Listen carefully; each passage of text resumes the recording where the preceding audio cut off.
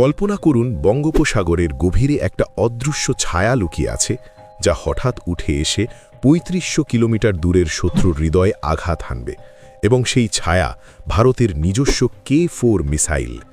এটা শুধু একটা অস্ত্র নয়, এটা ভারতের অটুট ইচ্ছাশক্তির প্রতীক, যা চায়না আর পাকিস্তানের মতো শত্রুদের রাতের ঘুম কেড়ে নেয়। কারণ এই মিসাইল সাবমেরিন থেকে লঞ্চ হয়ে বাংলাদেশ পেরিয়ে সোজা বেইজিং বা ইসলামাবাদে পৌঁছে যেতে পারে।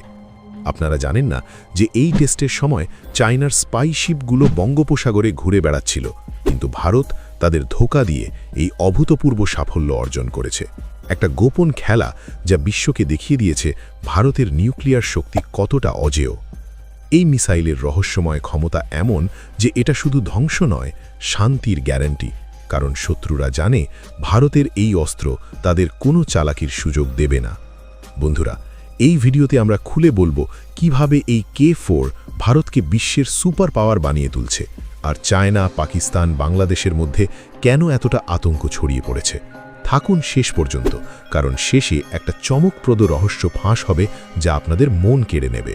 বন্ধুরা, একবার ভাবুন, ভারতের এই K4 মিসাইল শুধু একটা যন্ত্র নয়, এটা আমাদের জাতীয় গর্বের প্রতীক, যা সাবমেরিন থেকে লঞ্চ হয়ে পানির নিচ থেকে শত্রুর ওপর আক্রমণ করে, যাকে বলে সেকেন্ড স্ট্রাইক ক্যাপেবিলিটি। অর্থাৎ যদি শত্রু প্রথমে আঘাত করে, তাহলে আমরা পাল্টা আঘাত করার ক্ষমতা রাখি, যা যারা ঠেকাতে পারবে না। এই মিসাইলের রেঞ্জ ৩৫০০ কিলোমিটার, যা বাংলাদেশ পেরিয়ে চায়নার বেইজিং পর্যন্ত কভার করে। উদাহরণস্বরূপ, যদি আমাদের সাবমেরিন আন্ডামান নিকোবরের কাছে থাকে, তাহলে সোজা চায়নার গুরুত্বপূর্ণ শহরগুলোকে টার্গেট করতে পারে, যা চায়নাকে ভাবিয়ে তুলেছে যে ভারত আর শুধু ডিফেন্সিভ নয়, অফেন্সিভও হয়ে উঠেছে। এখন বাংলাদেশের কথা বলি, তারা এই টেস্টকে খুব কাছ থেকে মনিটর করছিল, কারণ বঙ্গোপসাগর তাদের পারে। আর যদি তারা পাকিস্তান থেকে ছোট রেঞ্জের ব্যালিস্টিক মিসাইল কেনে, যেমন তারা কয়েক মাস আগে ইভ্যালুয়েট করতে শুরু করেছে, তাহলে ভারতের জন্য সেটা একটা চ্যালেঞ্জ। কিন্তু K4 এর মতো অস্ত্র দিয়ে আমরা তাদের সতর্ক করে দিচ্ছি যে কোনো ভুল পদক্ষেপে ঢাকা বা অন্য শহরগুলো আমাদের রেঞ্জে আসতে পারে। পাকিস্তানের কথা ভাবুন, তারা সব সময় ভারতের সীমান্ত থেকে আক্রমণের চিন্তা করে, কিন্তু এই মিসাইল বঙ্গোপসাগর থেকে লঞ্চ হয়ে তাদের সারপ্রাইজ অ্যাটাক দিতে পারে, যা তাদের রাডারগুলো ধরতেও পারবে না, কারণ সাবমেরিন অদৃশ্য থাকে। বন্ধুরা, এই সব দেখে বোঝা যায় যে ভারতের ডিফেন্স স্ট্র্যাটেজি কতটা অভেদ্য হয়ে উঠেছে। এটা শুধু অস্ত্রের খেলা নয়, এটা জাতীয় নিরাপত্তার একটা মাস্টার প্ল্যান, যা চায়না, পাকিস্তানের মতো শত্রুদের কাঁপিয়ে দিচ্ছে। এখন একটা অন্য দিক দেখি, ভারতের নিউক্লিয়ার ট্রায়াড, অর্থাৎ 3 দিক থেকে নিউক্লিয়ার আক্রমণের ক্ষমতা: জমি থেকে, আকাশ থেকে এবং সমুদ্র থেকে। K4 এই সমুদ্রের অংশকে পুরোপুরি সক্রিয় করে দিয়েছে, কারণ আমাদের INS আরিঘাত আর INS আরিহান্তের মতো সাবমারিনগুলো এখন 4টে করে K4 মিসাইল বহন করতে পারে, যা মানে যদি দরকার পড়ে তাহলে 8টা নিউক্লিয়ার মিসাইল একসাথে শত্রুর ওপর পড়তে পারে, যা কোনো দেশের বড় শহরগুলোকে ধ্বংস করে দিতে পারে। অবশ্য এটা শুধু ডিটারেন্সের জন্য, অর্থাৎ শত্রুকে ভয় দেখানোর জন্য, যাতে তারা ভারতের বিরুদ্ধে যুদ্ধের চিন্তাও না করে। চায়নার JL-2 মিসাইলের রেঞ্জ ৭,০০০ কিলোমিটার, যা আমাদের থেকে দ্বিগুণ, কিন্তু ভারতের K4 নিজস্ব প্রযুক্তিতে তৈরি এবং আমরা ধীরে ধীরে রেঞ্জ বাড়ানোর দিকে যাচ্ছি। এটা দেখিয়ে দেয় যে ভারত বিদেশি অস্ত্রের ওপর নির্ভরশীল নয়, আমরা আত্মনির্ভর হয়ে উঠছি। বাংলাদেশের সেনা যদি পাকিস্তান থেকে 400 কিলোমিটার রেঞ্জের SRBM বা শর্ট রেঞ্জ ব্যালিস্টিক মিসাইল কেনে, যেমনটা তাদের স্থানীয় নিউজ আউটলেটগুলোতে দাবি করা হয়েছে, তাহলে সেটা ভারতের উত্তর পূর্ব রাজ্যগুলোর জন্য সরাসরি থ্রেট বা নিরাপত্তা ঝুঁকি তৈরি করতে পারে। কিন্তু ভারতের ডিপ্লোমেসি এখন ঢাকাকে স্পষ্টভাবে বোঝাবে যে এই ধরনের উস্কানিমূলক পদক্ষেপ তাদের জন্য বড় ভুল হবে, কারণ ভারতের K4 এর মতো বিধ্বংসী অস্ত্র দিয়ে আমরা পুরো অঞ্চল কভার করছি।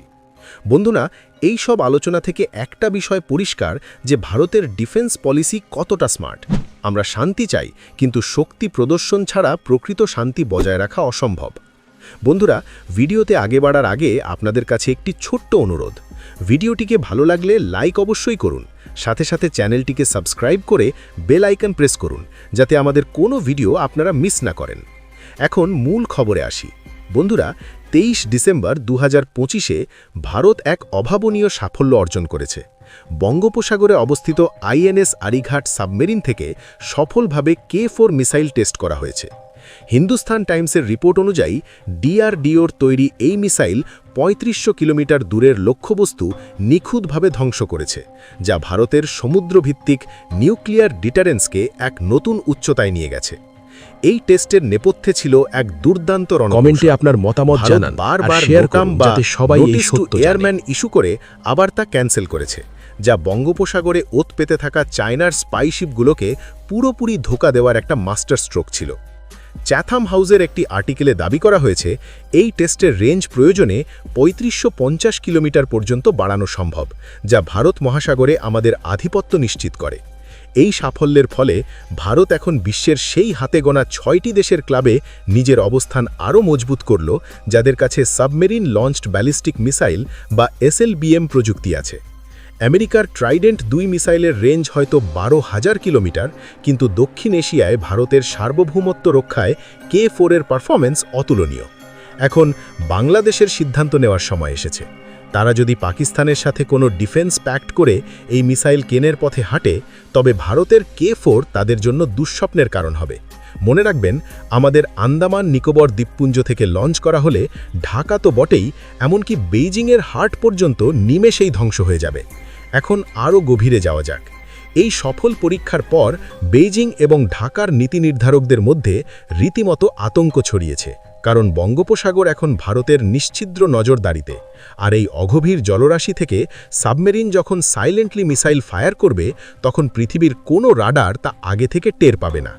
পাকিস্তানের নেতারা বড় বড় কথা বলছেন যে বাংলাদেশের সাথে সামরিক জোট করলে তাদের মিসাইল ঢাকাকে নিরাপত্তা দেবে, কিন্তু বাস্তবতা হলো ভারতের এই সেকেন্ড স্ট্রাইক ক্যাপাবিলিটির সামনে পাকিস্তানের পুরনো প্রযুক্তি স্রেফ খেলনা মাত্র। মিসাইলের কারিগরি দিকটা বুঝলে আপনিও অবাক হবেন। এটি একটি হাইটেক ব্যালিস্টিক মিসাইল, যা আকাশের সর্বোচ্চ স্তরে পৌঁছে আবার প্রচণ্ড গতিতে টার্গেটের ওপর ঝাঁপিয়ে পড়ে। এর গতি এত বেশি যে কোনো অ্যান্টি মিসাইল সিস্টেম একে মাঝপথে রুখতে পারবে না। সবচেয়ে বড় কথা, এটি মাল্টিপল নিউক্লিয়ার ওয়ারহেড বহন করতে পারে, যা সাধারণ বোমার চেয়ে কয়েক হাজার গুণ ধ্বংসাত্মক। উদাহরণস্বরূপ, যদি একটি ঘনবসতিপূর্ণ শহরে এটি আঘাত হানে, তবে মুহূর্তের মধ্যে সেখানে প্রাণের কোনো চিহ্ন থাকবে না। তবে ভারত এই অস্ত্র শুধু প্রতিরক্ষার জন্য এবং শান্তির রক্ষক হিসেবেই হাতে রেখেছে। ২০২৬ সালটা ভারতের জন্য বড় চ্যালেঞ্জের হতে যাচ্ছে, কারণ প্রতিবেশীদের উস্কানিতে বঙ্গোপসাগরে উত্তেজনা বাড়বে। কিন্তু ভারত এখন আর শুধু আত্মরক্ষায় বিশ্বাসী নয়, আমরা আঘাত এলে প্রতিঘাত করতেও প্রস্তুত। এই সব দেখে মনে হয় যে ভারতের ভবিষ্যৎ অজেয় এবং দুর্ভেদ্য। এই প্রযুক্তিগত বিপ্লব আমাদের প্রমাণ করে দেয় যে কেন ভারত আজ গ্লোবাল পাওয়ার হওয়ার দৌড়ে এগিয়ে আছে। ভারতের এই উত্থান রুখে দেওয়ার ক্ষমতা কারও নেই, কারণ আমাদের বিজ্ঞানীরা দিন-রাত এক করে ভারতকে সুরক্ষিত করছেন। কমেন্টে আপনাদের মূল্যবান মতামত জানান, আর ভিডিওটি প্রচুর পরিমাণে শেয়ার করুন যাতে সবাই ভারতের এই ক্রমবর্ধমান শক্তির কথা জানতে পারে। জয় হিন্দ।